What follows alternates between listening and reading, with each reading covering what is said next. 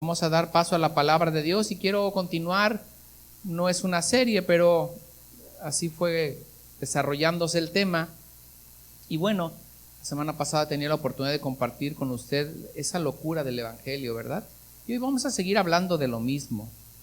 Vamos a tomar como versículo clave el 1 de Corintios 1:18, donde dice la palabra de Dios, porque la palabra de la cruz es locura a los que se pierden, pero a los que se salvan, eso es a nosotros, es poder de Dios. Padre, te damos gracias, Señor, en esta mañana, porque tú nos permites, Señor, levantarnos, darte gracias, Señor, porque tenemos un lugar donde congregarnos, Señor, porque has venido a nuestras vidas, Señor, y tu misericordia se ha extendido sobre nosotros. Hoy podemos ver tu favor, Señor, con el simple hecho de abrir nuestros ojos. Gracias por nuestra familia, gracias por nuestros hijos, por el sustento que nos has dado, Señor. Y hoy te pedimos que tu palabra, Señor, haga el efecto, Señor, en nosotros. Que siempre, Señor, sea el sustento y que esa sed que tenemos, Dios, de ser ministrados, Padre, pueda cumplirse con tu palabra. Te bendecimos y te damos gracias, Padre, en el nombre de Cristo Jesús. Amén, amén y amén. Yo le explicaba la semana pasada que el Evangelio de Jesucristo para muchos puede ser algo irracional, algo que está fuera de lo que es común o de lo que es cotidiano. Y bueno, hablamos también de algunos cambios que sucedieron durante el inicio de la predicación del Evangelio. Cuando vino el Evangelio a ese pueblo judío, donde habían establecido ciertas tradiciones y costumbres, este Evangelio vino a romper con todo ello. Y vino a traer nuevas formas y nuevos modos. Si usted recuerda, le hablé a usted la semana pasada sobre que se quitaron aquellas viejas formas de adoración que existían y ya no fue realizado en un solo lugar, sino que ahora tenemos la libertad plena de poder adorar al Señor en cualquier lugar. Que ya no es necesario asistir al templo, vamos, ahora usted y yo somos el templo del Espíritu Santo y basta con que nosotros tengamos la disposición para poder adorar al Señor. También hablamos de ese nuevo pacto, puesto que ya no hay más sacrificios y que por el único sacrificio de nuestro Señor Jesucristo, usted y yo tenemos el perdón de pecados. Ya no hay más sacrificios de animales, sino el Cordero inmolado, aquel que se ofreció por usted y por mí, vino a cambiar esta forma de ver las cosas y hoy tenemos perdón en Jesucristo. Y también hablamos de aquel gran tesoro que fue depositado en vasijas de barro. Hablamos de que este evangelio vino a traer locura a aquellos que eran los escribas y grandes estudiosos de la palabra de Dios, y vino a traerlo y a depositarlo en personas como usted y como yo, simples mortales, en los cuales hoy sigue siendo depositado esa palabra. Entonces eso vino a traer cierta controversia durante el inicio de esto. Esta mañana, aparte de esos cambios de los cuales hemos hablado del Evangelio, hoy el Evangelio nos invita a tener una nueva forma de pensamiento. Nos invita a tener un cambio en nuestras vidas. El Evangelio siempre va a traer algo a nuestras vidas.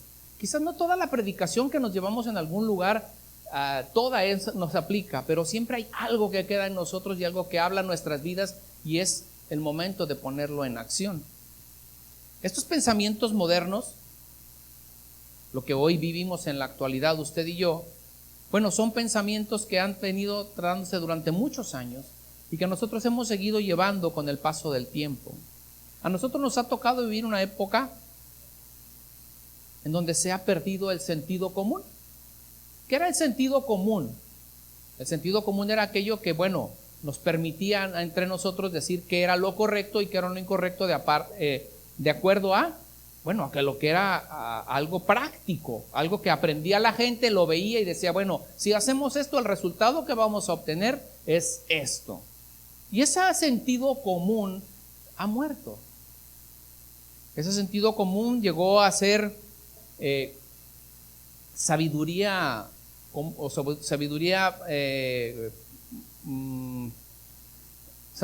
general o sabiduría del pueblo o sabiduría de la comunidad. Esta mañana nos ha tocado explicar un poco lo que es el sentido común y déjeme darle la definición. Dice, sentido común son los conocimientos y las creencias compartidos por una comunidad y considerados como prudentes, lógicos o válidos.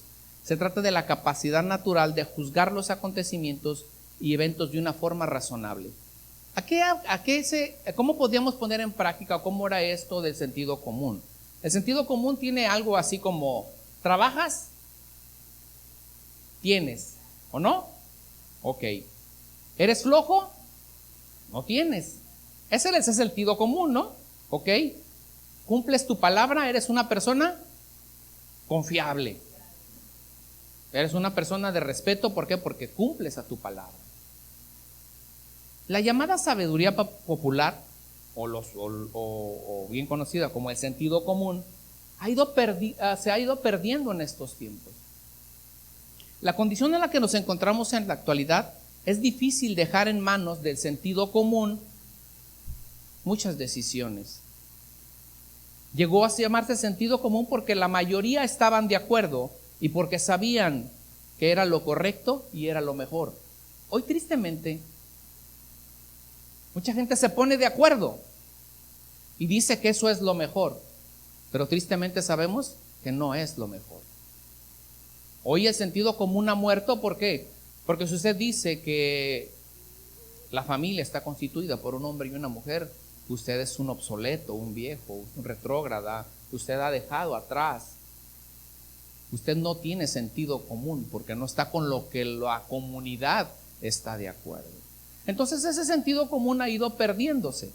Otro ejemplo del sentido común es los famosos refranes. ¿Usted recuerda algún refrán?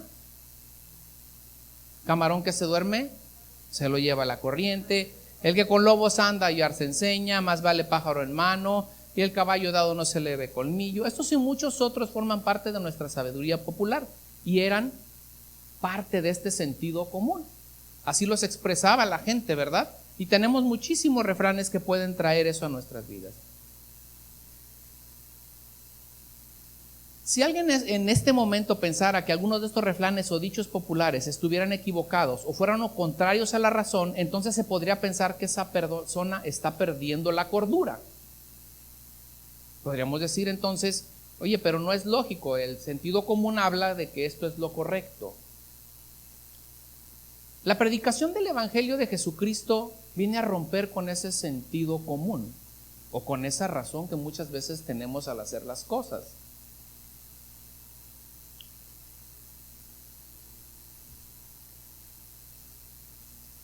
¿A qué lo quiero llevar esta mañana? A encontrar en la bendita palabra no la sabiduría popular. Quiero que encontremos la sabiduría divina, aquella que es capaz de romper con el sentido común, las costumbres y las tradiciones. Para ello tomaremos algunas instrucciones en la palabra de Dios que si las aplicamos, nosotros podemos ser tachados de locos y que estamos en contra del mundo. Pero al final y tú y yo sabemos que aun cuando este principio bíblico se oponga a todo lo que el mundo llama correcto, obedecerlo es obedecer a este principio bíblico. Estaremos haciendo lo que Dios nos encomendó y eso a nosotros nos hace sabios. Mucha gente piensa que alguien que es sabio es aquel que se ha estudiado demasiado, ha tenido demasiada capacitación y hoy ejerce un puesto muy importante. Y esa persona puede ir en contra de la palabra de Dios. Normalmente los científicos van en contra de lo que dice la palabra de Dios. Pero usted y yo sabemos que la fuente de la sabiduría para el hombre está en la palabra de Dios. Entonces usted puede ser más sabio que ellos si usted aplica esto a nuestras vidas. En Proverbios 2:6 dice así: porque Jehová da la sabiduría y de su boca viene el conocimiento y la inteligencia.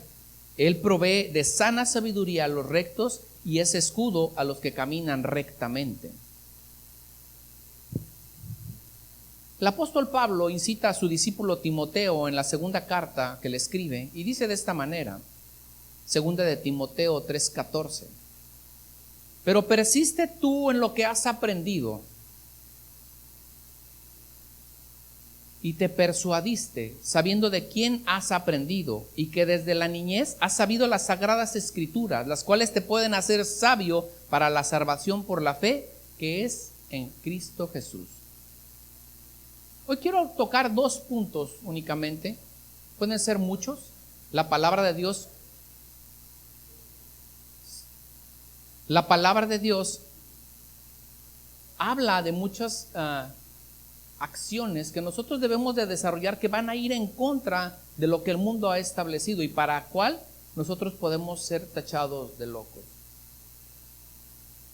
Quiero darte el primero. Dice, el mundo dice, recibir es mejor. La palabra de Dios dice que es mejor dar que recibir. En Hechos 20:35, le voy a pedir que me acompañe, por favor.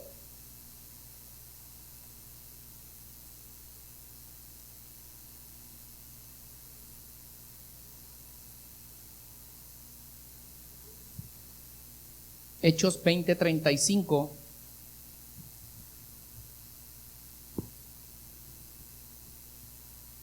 ¿Está ahí?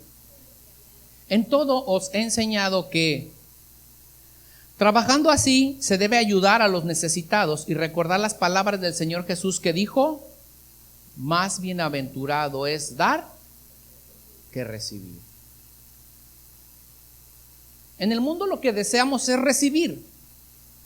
Nos gusta que nos regalen cosas, que tengan atenciones con nosotros. Eso nos hace sentir muy bien, nos hace sentir importantes, que somos importantes para otra persona.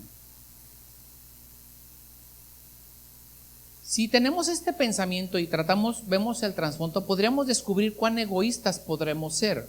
A nosotros nos gusta mucho recibir, pero nos cuesta trabajo dar.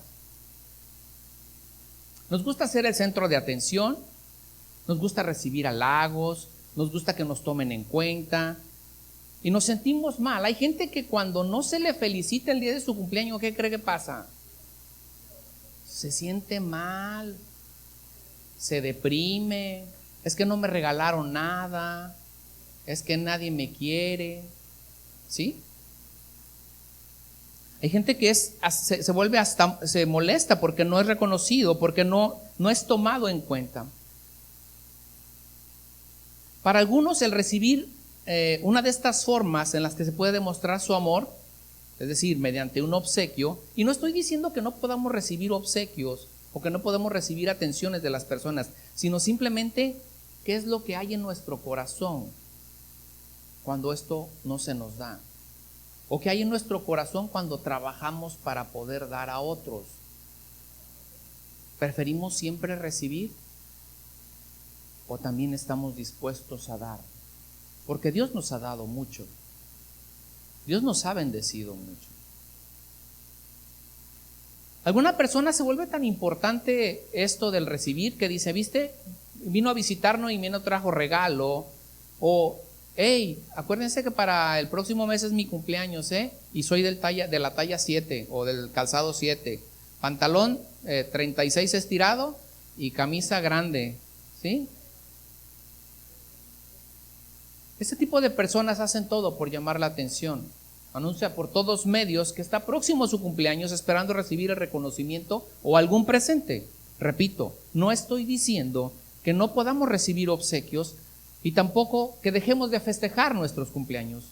No, más bien hablo de lo que pasa en nuestro corazón cuando no recibimos lo que esperamos, cuando nadie nos reconoce o cuando no tenemos un obsequio. ¿Hay enojo? ¿Hay frustración en nosotros? ¿Hay molestia? A nosotros nos gusta más recibir. Y eso nos lo ha enseñado el mundo, hermano. Otros más deciden acumular bienes. Han sido demasiado bendecidos, pero no pueden compartir lo que tienen. El mundo nos ha enseñado a acaparar, acumular y a ser egoístas. Vayamos a Lucas 12:15, por favor.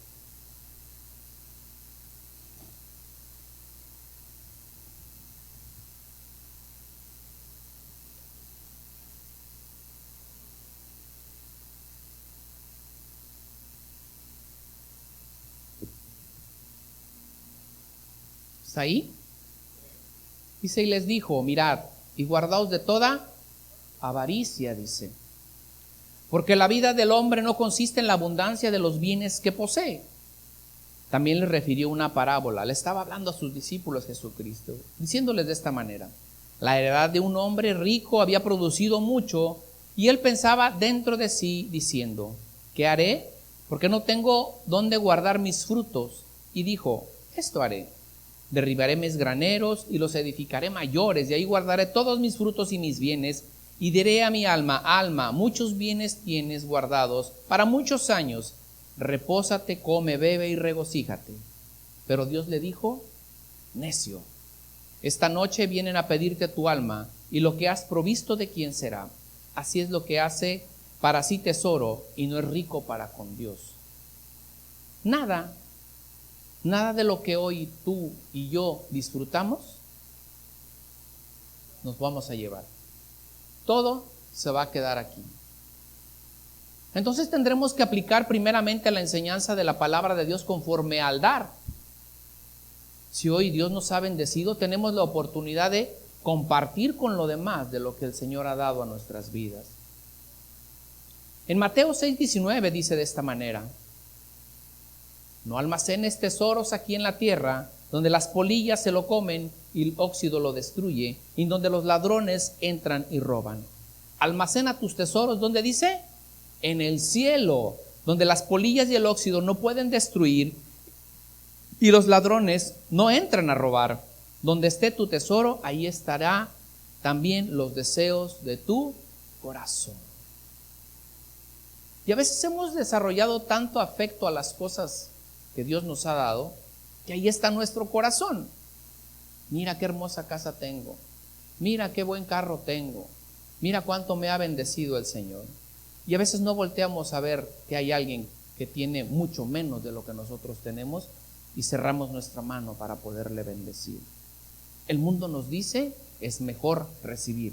La palabra de Dios nos dice, es mejor dar.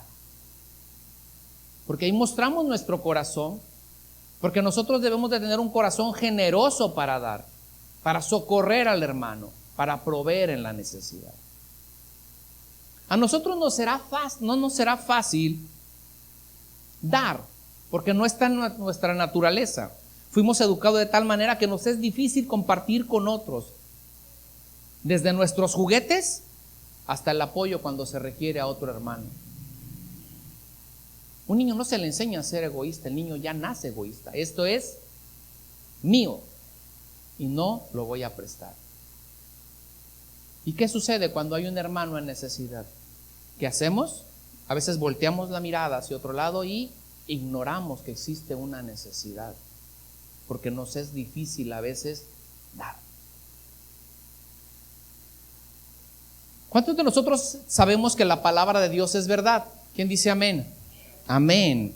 ¿Y qué sabiduría? Entonces tendremos que vencer nuestro yo quiero, es decir, nuestro yo, nuestro ego, y comenzar a dar. Para el mundo esto puede parecer locura, para nosotros es bendición, es obediencia. Dice la palabra de Dios por medio del profeta Isaías. Acompáñenme por favor, Isaías 58:7. Isaías 58:7.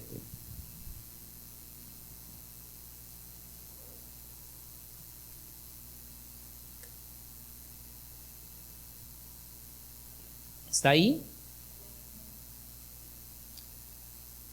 Está hablando el profeta Isaías al pueblo de Israel, le dice, no es que partas tu pan con el hambriento y a los pobres errantes albergues en tu casa, y que cuando veas al desnudo lo cubras y no te escondas de tu hermano.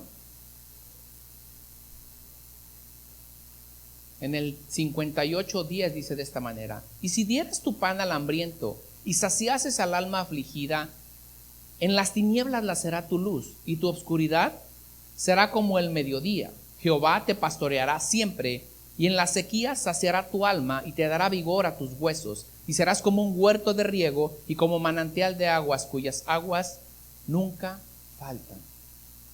Y está hablando del verdadero ayuno, porque dice que ellos se realizaban ciertas prácticas, pero dice, ¿no es el verdadero ayuno hacer esto? Ayudar al afligido, consolar y llevar el sustento a quien lo necesita. Esa es una acción que nosotros debemos de desarrollar. Nuestra piedad se muestra de esa manera. Y a eso hemos sido llamados nosotros, a mostrar piedad por otros, a mostrar el amor de Jesucristo a otros, apoyándole también. El profeta Isaías exhorta al pueblo en referencia al verdadero ayuno. En esta parte encontramos lo que es la verdad. En la Nueva Traducción Viviente de ese Isaías 58:7 lo dice de esta manera y le comparto a usted. Compartan su comida con los hambrientos y den refugio a los que no tienen hogar. Denle ropa a quienes lo necesitan y no se escondan de parientes que precisan su ayuda, dice. Ese es el verdadero ayuno. Eso es algo que agrada al Señor. Entonces a lo mejor sí nos va a costar trabajo hacerlo, pero nosotros, todos, hijos de Dios, buscamos agradar a Dios, ¿o no es cierto? Entonces, como queremos agradar a Dios, entendemos que a Dios le agrada que nosotros seamos personas que extendamos nuestra mano para dar sustento a otros. El deseo de Dios es que su pueblo pueda ver las necesidades de otros y no acorte su ayuda socorriendo al necesitado, que en tiempo de necesidad pueda extender para que otro sea sustentado. Mi esposa utiliza una frase que me gusta. ¿De qué lado te gustaría estar? ¿Del lado que él da? ¿Del lado del que da? ¿O del lado del que recibe? Ella siempre dice, me gusta estar del lado del que da, porque entonces Dios ha suplido mi necesidad y tengo para compartir con otros. A veces nos ha tocado estar del lado que recibe y es verdaderamente hermoso poder ver la mano de Dios sustentando la vida, nuestras vidas por medio de un hermano que trae a nosotros. Es hermoso ver cómo hay gente que tiene el corazón sensible, aun a pesar de todo lo que hemos pasado, porque todos hemos pasado quizás por alguna manipulación, quizás por algún abuso que ha sido en nuestras vidas, y lo único que pedimos es que nuestro corazón no se endurezca y no se cierre a la posibilidad de extender la ayuda a otros. Es hermoso ver cuando alguien llega y puede sustentarte, porque sabe que tienes una necesidad.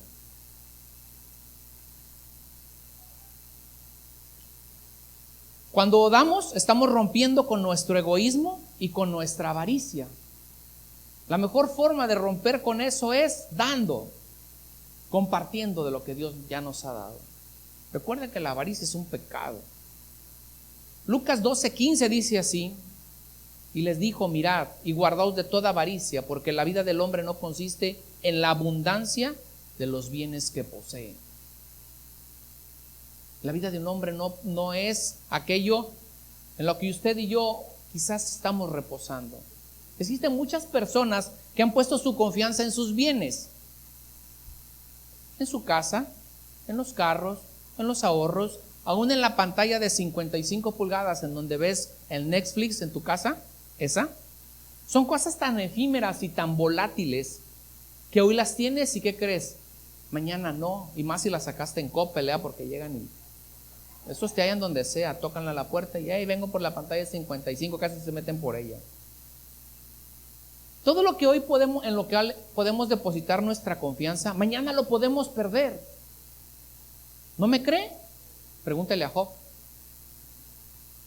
Él no tenía su confianza en las cosas, pero perdió todo en un solo día. ¿Qué le puede indicar a usted que no podamos perder nosotros nuestra casa? ¿Ha pensado alguna vez, y qué de si mi casa se incendia? Ahí donde tengo todos mis ahorros abajo del colchón. ¿O qué de si mi carro se descompone, aquel carro de último modelo y ocasiona un percance y eso ocasiona que tenga que invertir todos mis ahorros de toda la vida? ¿Ha pensado en eso? ¿Que si me enfermo y la verdad necesito recurrir a esos ahorros? ¿En dónde hemos depositado nuestra confianza? ¿En nuestros bienes? Hoy los tenemos, hermano, mañana no sabemos. Sí, Dios nos pide que con eso con lo que nos ha bendecido yo pueda asistir al necesitado de una manera desinteresada. Y si extiendo mi mano para socorrer al necesitado, al desválido, entonces estaré tratando de hacer lo que Dios nos ha encomendado como cuerpo de Cristo: sustentar y apoyar los unos a los otros. En Proverbios 19:17 dice algo como esto: a Jehová presta el que da al pobre, y el bien que ha hecho se lo volverá a pagar. ¿Quién? Dios. A Jehová presta el que da al pobre,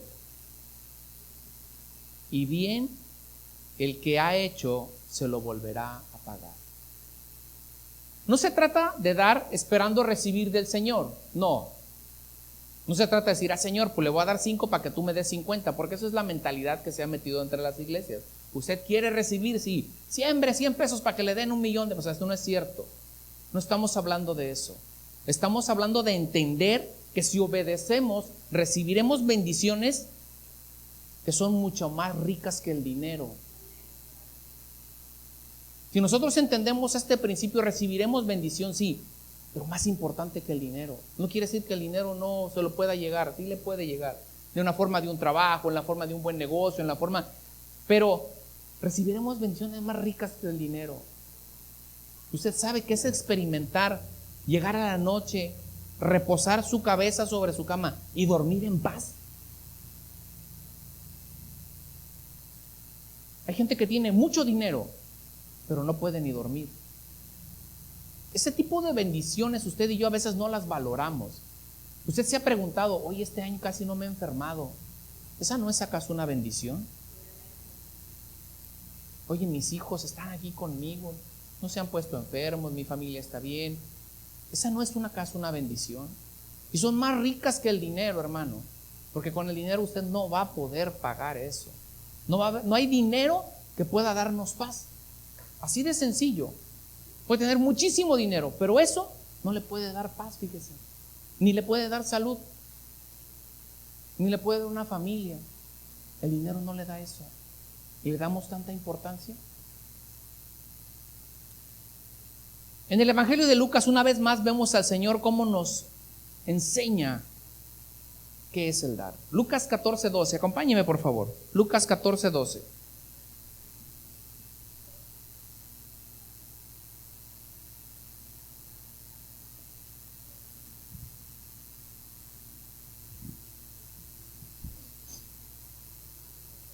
¿Está ahí? Dice así la palabra del Señor. Lucas 14:12. Dijo también a los que había convidado: cuando hagas comida o cena, no llames a tus amigos, ni a tus hermanos, ni a tus parientes, ni a tus vecinos ricos, no sea que ellos a su vez te vuelvan a convidar y seas recompensado. Mas cuando hagas banquetes, llama a los pobres, a los mancos, a los cojos y a los ciegos, y serás bienaventurado, porque ellos no te pueden recompensar, pero te será recompensado en la resurrección de los justos. Si solo hacemos el bien a los que nos hacen el bien, entonces, ¿qué bien estamos haciendo? Ninguno. Si yo doy al que me puede regresar, entonces, ¿qué estoy haciendo?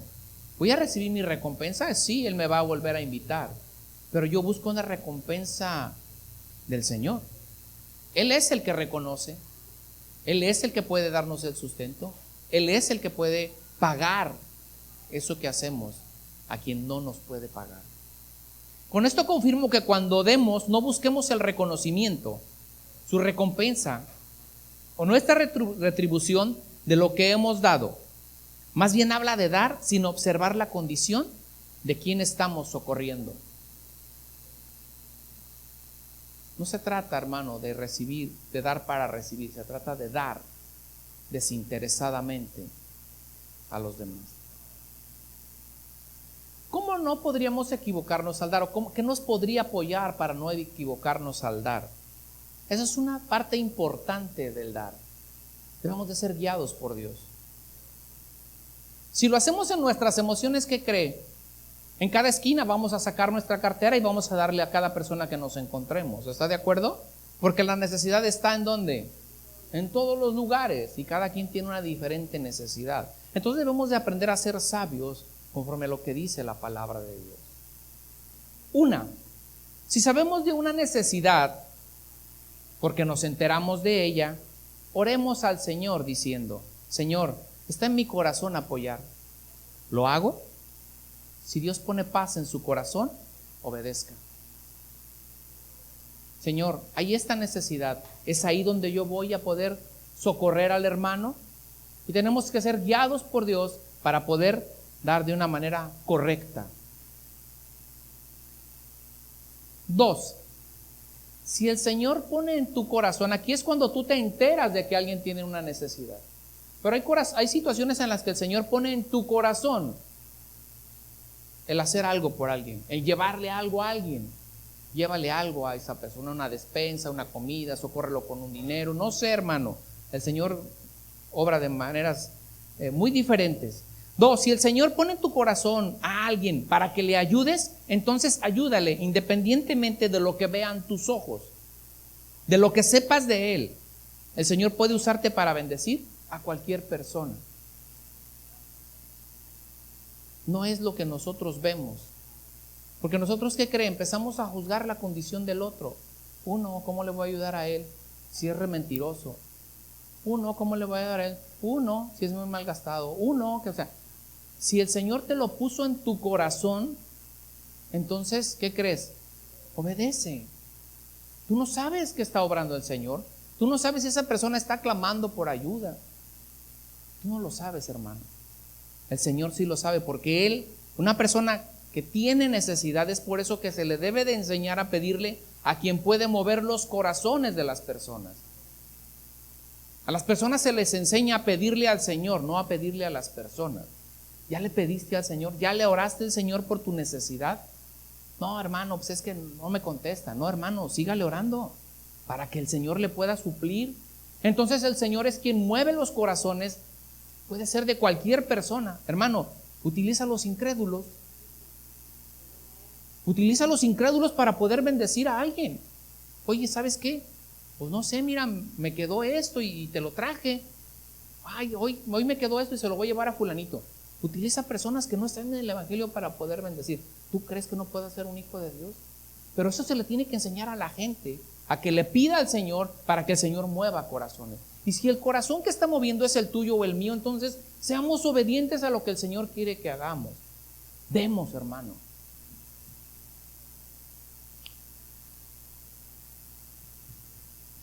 Dice la palabra de Dios en 2 de Corintios 9:7, la Nueva Traducción Viviente, de esta manera: cada uno debe dar según crea que debe hacerlo. No tenemos que dar con tristeza ni por obligación. Dios ama al que da con alegría. Dios puede darles muchas cosas a fin de que tengan todo lo necesario y aún les sobre.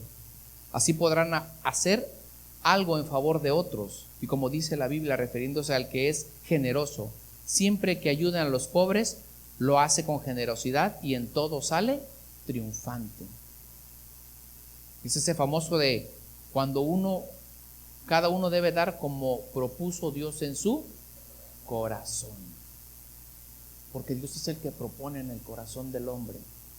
Porque en nosotros, ¿qué cree? No está el dar. Y el Evangelio nos dice, es mejor dar que recibir. El problema es que a veces tenemos una escasa comunicación con el Señor. Y en nuestra emoción nos creemos muy sabios y no dejamos que Dios nos guíe para hacer su perfecta voluntad. Entonces, ¿dónde radica para no equivocarnos? En esa comunión con el Señor. Y debemos de estar, Señor, yo quiero socorrer, yo quiero bendecir a alguien. Yo sé lo que implica, Señor, el dar. Y yo quiero dar, Señor. Ayúdame a ser generoso con los demás. Concluyamos este punto. Para el mundo es mejor recibir, para nosotros es mejor dar.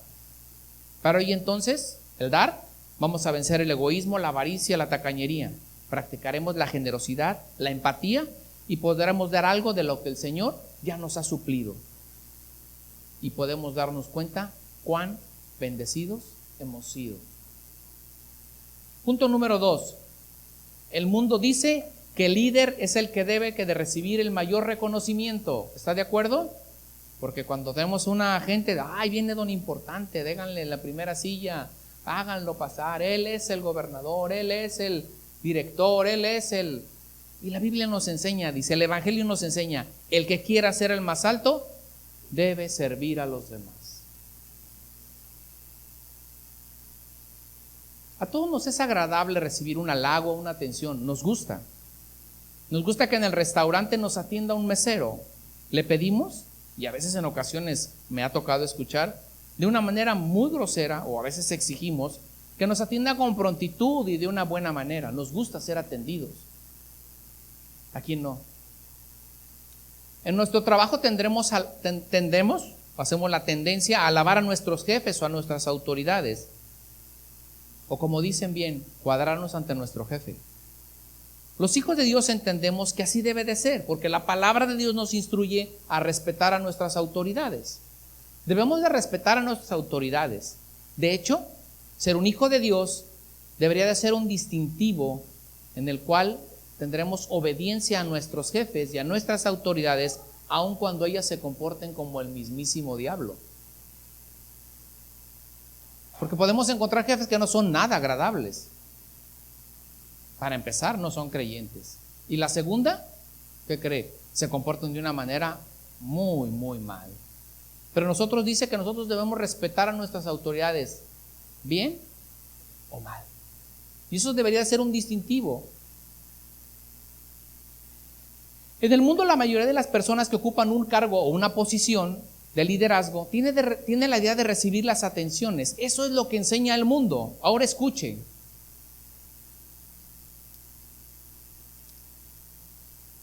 Pedro, estamos hablando de una pequeña historia, dice: Pedro, te hemos escogido como jefe del área, por lo tanto, a ti te va a tocar atender a los demás.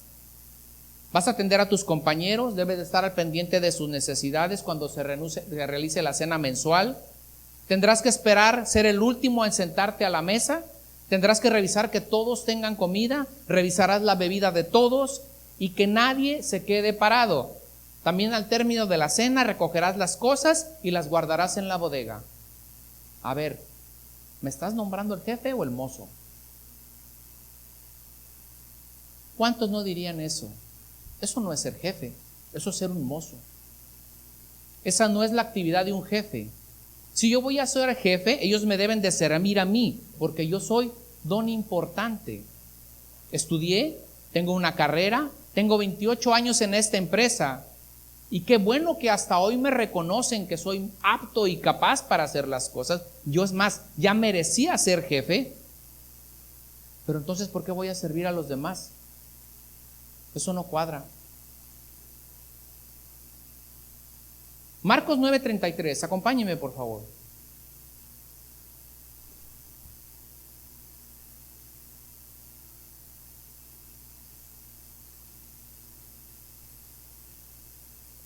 ¿Está ahí?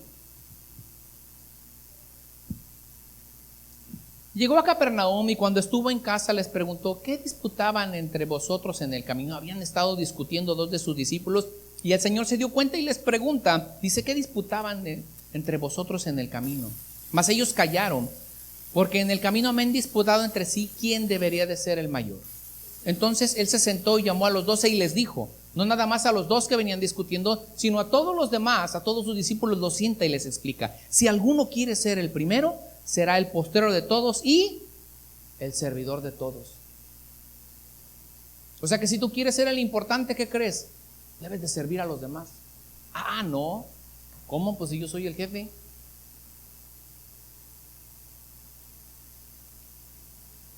Esto no es nada atractivo. Una instrucción como esa no hace más que romper con mi ego y con mi yo. ¿Cómo crees que yo siendo jefe voy a servir a otros? Sí, para el mundo esto es correcto. Para la locura del evangelio es exactamente a la inversa. Cuando tienes un puesto de autoridad es para servir a los demás.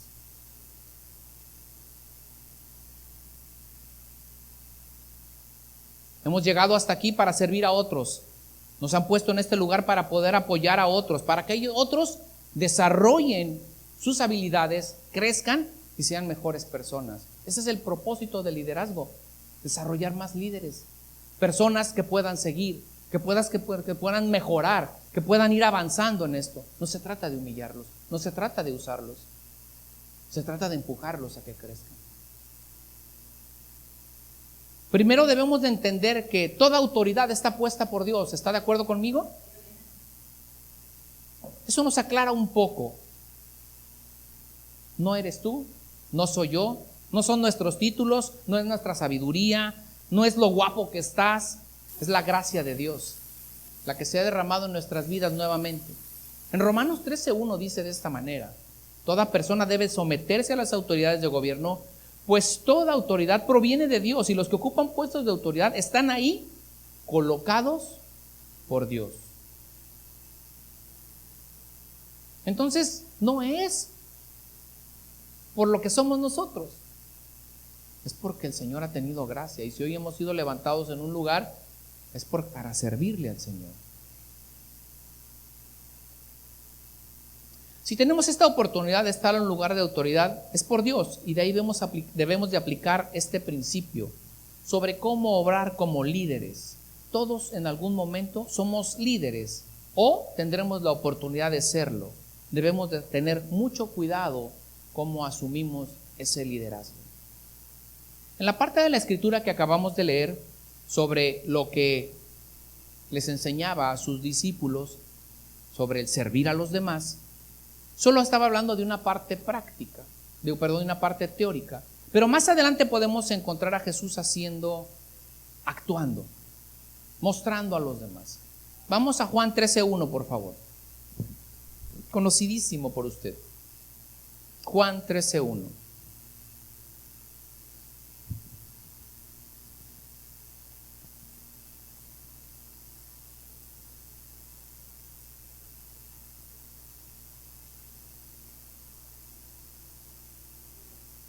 ¿Sí? Dice, y antes de la fiesta de la Pascua, sabiendo que su hora había llegado para que pasase de este mundo al Padre, como había amado a los suyos que estaban en el mundo, los amó hasta el fin. Y cuando cenaban, como el diablo ya había puesto en el corazón de Judas Iscariote, hijo de Simón, que le entregase, sabiendo Jesús que el Padre le había dado todas las cosas en las manos y que había salido de Dios y que iba a Dios, se levantó de la cena y se quitó su manto, y tomando una toalla se la ciñó. Luego puso agua en un lebrijo y comenzó a lavar los pies de sus discípulos y enjuagarlos con la toalla con la que estaba ceñido. Entonces vino a Simón Pedro, y Pedro le dijo, Señor, ¿tú me lavas los pies? Respondió Jesús y le dijo, lo que yo hago, tú no lo comprendes ahora, mas lo entenderás después. Pedro le dijo, no me lavarás los pies. Jesús le respondió, si no te lavare, no tendrás parte conmigo. Y le dijo Simón Pedro, Señor, no solo los pies, sino también las manos y la cabeza. La tradición judía habla sobre una costumbre de lavar los pies a los invitados. Esa era una tarea encomendada a los sirvientes. Aquellos que estaban a cargo de la casa eran los que estaban encargados de recibir a los anfitriones y acercarles y lavarles los pies. Y mayormente los sirvientes eran esclavos, es decir, esta tarea era considerada, por decir, humillante, lavarle los pies a los que llegaban como anfitriones. Esta acción debería recibirse cuando llegaba la persona que había sido invitada. Al no recibir esta atención, los apóstoles se sentaron a la mesa sin lavarse los pies, sucios después de un largo caminar. Jesús, al ver que nadie tomaba la iniciativa, nuevamente les da una gran lección. Él está dispuesto a hacer lo que nadie quiere hacer, lavarle los pies a sus discípulos. Esta expresión, la que hace Pedro en 13:8, Pedro le dijo, no me lavará los pies jamás. Él está consciente que no es una actividad digna de un maestro. Maestro, ¿cómo tú me vas a lavar los pies? Si él entendió que no era una actividad digna para su maestro, ¿por qué no se ofreció a hacerlo desde el principio? La culminación de esta enseñanza la encontramos solo unos versículos más adelante. Juan 13:15 dice de esta manera, porque ejemplo os he dado, para que como yo he hecho, vosotros también hagáis. El servir a los demás. No importa la posición que tengamos, si Él, siendo Dios, hizo esto, ¿qué no tendremos que hacer nosotros? Entonces, ¿por qué nosotros, si se nos delega una responsabilidad, nos creemos tan importantes? ¿Sabía que hay un supervisor de los viene-viene? ¿Sí sabe qué es un viene-viene? Un viene es aquel persona que se pone en el mercado y está atrás y dice, hey, viene, hey, sale, ya te ayudan a salir, ya sacas tú, le das $1, $2 y ya te ayuda a salir del mercado. Ahí en el mercado del Valle de las Garzas hay varios viene. Si a nosotros, fíjese, al supervisor del viene, ¿qué cree? Ya es importante, pues. Si se nos da una responsabilidad como ser el supervisor de los viene, ya queremos que otros nos atiendan, ya queremos que otros nos obedezcan, ya queremos merecerlo todo. No, tú trabajas, yo aquí te voy a estar observando, yo te echo aguas cuando venga la policía, pero tú échale ganas ahí. Imagínense esa actitud. Esta enseñanza nos ayuda a tener una actitud de humildad y de servicio, independientemente del lugar donde hayamos sido puestos. Si eres pastor o si eres el hermano que lava los baños, la actitud y la exhortación es la misma: servir a otros, no buscando lo nuestro, sino más bien buscando el bienestar de los demás. Es triste hablar de esto. En la actualidad podemos encontrar innumerables historias de abusos en las iglesias. Innumerables. Es triste saber cómo abusan de la gente, cómo abusan del cuerpo de Cristo, con el argumento que han sido levantados como grandes ministros porque tienen una o varias congregaciones. Tienen carros de lujo, exigen un respeto que raya en la humillación de las personas. Algunos tienen hasta guardaespaldas, se hacen ricos a costa de las congregaciones, tienen casas, carros de lujo y objetos que muchos ovejas jamás soñarían con tener. Eso no es el liderazgo que hemos sido llamados. Nada tiene que ver con el servir, el abusar de la iglesia. Nada tiene que ser el ser puesto en una posición para abusar de ella, para humillar a alguien. Es verdaderamente lamentable lo que ha sucedido en muchas iglesias. Y hay muchos hermanos dañados que no quieren saber nada de la palabra de Dios a consecuencia de actitudes como estas. Te acercas a ellos, inmediatamente te dicen, no quiero saber nada, porque me trataron, me hicieron, me dijeron, y fue de esta manera. Entonces, ¿dónde está el verdadero liderazgo que debía de ejercerse sobre la iglesia? Es verdaderamente lamentable. ¿En dónde está entonces pues el servir a otros? Y no es que hablemos de lavarle los pies a la congregación. Se habla de servir a los demás de una manera humilde y sencilla. Nosotros hemos sido llamados a dar testimonio, a proclamar la locura del evangelio por medio de estas prácticas. Seamos pues humildes y como dice el Señor Jesucristo, porque ejemplo os he dado para que como yo os he hecho, vosotros también hagáis. Quiero cerrar con esto. Recordarte que lo que hacemos para el mundo es locura y va a seguir siendo locura. Y de aquí en adelante, hermano, lo que se viene en este mundo va a seguir siendo locura. Vamos a ser cada vez más y más señalados por apegarnos a la palabra de Dios e ir en contra de lo que el mundo está tratando de establecer como pensamientos correctos, como ideas correctas, como funcionamientos correctos. Entonces, no te extrañe, hermano, que nos sigan llamando locos. Te decía la última vez, bendita locura que me llevó a conocer a Jesucristo. Bendita locura que me permite hoy conocer de su palabra. Bendita locura que me ha permitido venir a la salvación por medio de Cristo Jesús. Hoy hemos hablado de dos áreas en donde como hijos de Dios tendremos que trabajar arduamente. Tendremos que vencer la inercia de muchos años. Tendremos que vencer nuestro propio yo, nuestro ego. Tendremos que cambiar nuestro chip para anteponer lo que dice la palabra de Dios a lo que el mundo nos ha enseñado durante toda nuestra vida. Es mejor dar que recibir. Es mejor compartir y saber que estamos siendo bendición para otros con los recursos que el Señor nos ha provisto y que podemos ser obedientes y sensibles a la necesidad. También es por ese medio en el que estamos venciendo el egoísmo, la codicia y la avaricia. Acciones que no agradan nada a Dios. También recordarte que como hijos de Dios tendremos la oportunidad de mostrar en quién creemos por medio de nuestro servicio. Y que, como lo comentaba en algún momento, tendremos que estar puestos o seremos puestos en lugares de autoridad. Esta no es más que la más grande oportunidad para poder ser visto y reflejar el carácter de Cristo en nuestras vidas.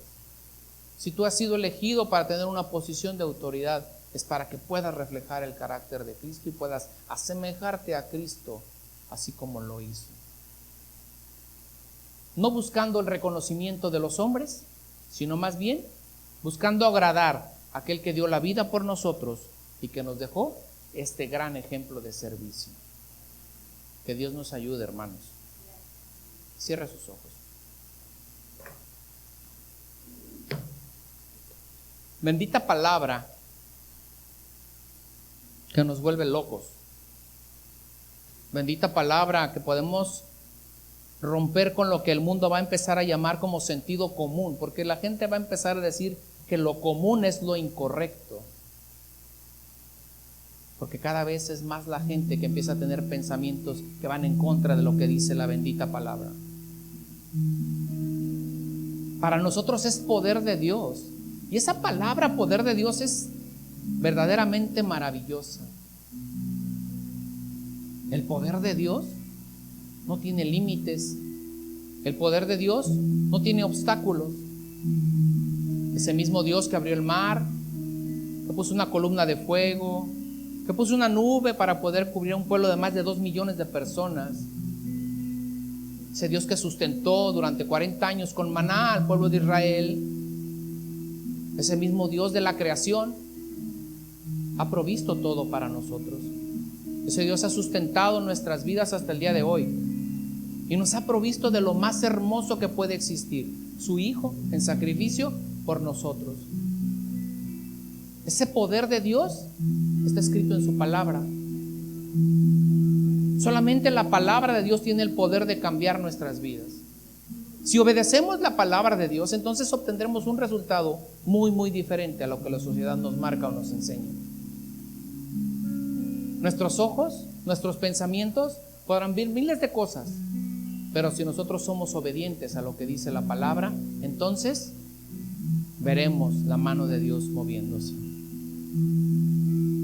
Muchas de las cosas que tendremos que hacer o lugares donde hemos de ser puestos van a ir en contra de lo que la gente ha establecido, pues. Y yo espero que nosotros seamos verdaderamente entendidos en lo que el Señor nos ha estado enseñando respecto a eso. Y si tú estás ocupando un lugar de autoridad, porque muchas veces piensan que hay gente que te necesita el nombramiento de jefe para que sea alguien en la autoridad. Hay gente que está en un grupo, no es el jefe, pero tiene una voz cantante. Tiene liderazgo oculto, porque la gente le escucha, le pone atención, lo trata de imitar. Si tú estás puesto en una condición como esta, hermano, qué privilegio poder ser usado por Dios para poder mostrar sus maravillas en nuestras vidas. Yo me gustaría que pidiéramos perdón al Señor si en algún momento nosotros hemos sido negligentes a lo que Él demanda de nosotros por medio de su palabra. Si verdaderamente hemos acortado nuestra mano para bendecir a otro, si ha podido más nuestro orgullo, nuestra avaricia, que la generosidad que debe de salir de un corazón agradecido por Dios. Quizás es tiempo de pedirle perdón al Señor y decirle: Señor, perdóname, porque verdaderamente yo he acortado mi mano para bendecir a los demás. También, ayúdame a ser generoso, Señor, con los demás. Ayúdame a ser sensible, Señor, a lo que tú vas a poner en mi corazón, Señor, porque si tú lo pones en mi corazón, viene de ti, Señor. Ayúdame a guardarme, Señor, de ser defraudado por algunas personas, Señor, que en base al sentimentalismo quieran abusar de mí.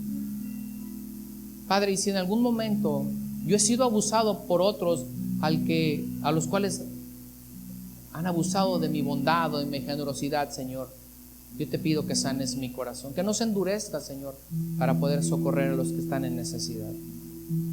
Te damos muchas gracias, Padre, porque tu palabra es fiel, porque tu palabra, Señor, nos enseña, nos corrige, nos capacita, Señor, para toda buena obra. Te bendecimos en esta mañana, Señor, y te damos muchas gracias, Padre, en el nombre de Cristo Jesús. Amén, amén y amén. Que Dios le bendiga.